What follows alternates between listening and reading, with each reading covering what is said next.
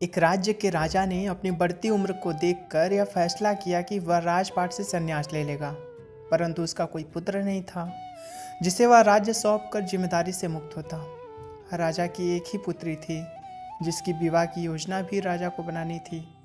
इसलिए उसने मंत्रियों को बुलवाया और कहा कि कल प्रातः जो भी व्यक्ति सबसे पहले इस नगर में प्रवेश करेगा उसे यहाँ का राजा नियुक्त किया जाएगा और मेरी पुत्री का विवाह भी उसी के साथ कर दिया जाएगा।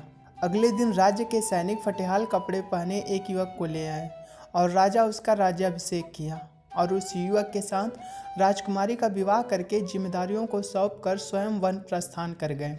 धीरे धीरे समय बीतता गया और उस युवक ने राज्य की बागडोर संभाल ली और एक अच्छे राजा की तरह राज्य की सेवा में लग गया।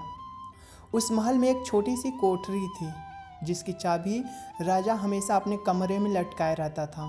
सप्ताह में एक बार वह उस कोठरी में जाता, आधा एक घंटा अंदर रहता और बाहर निकलकर एक बड़ा सा ताला उस कोठरी में लगा देता था और अपने अन्य कार्यों में लग जाता।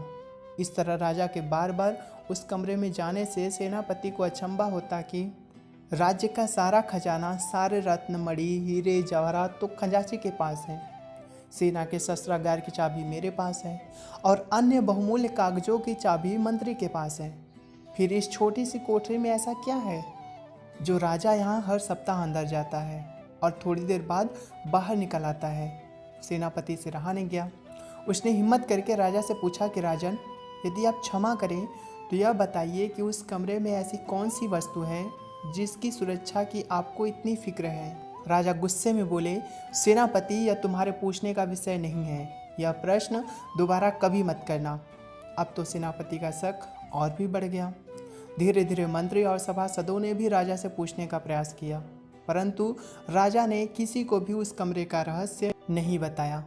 बात महारानी तक पहुंच गई और स्त्री के हट के आगे किसी की भी नहीं चलती। रानी ने खाना पीना त्याग दिया और उस कोठरी की सच्चाई जानने की जिद करने लगी।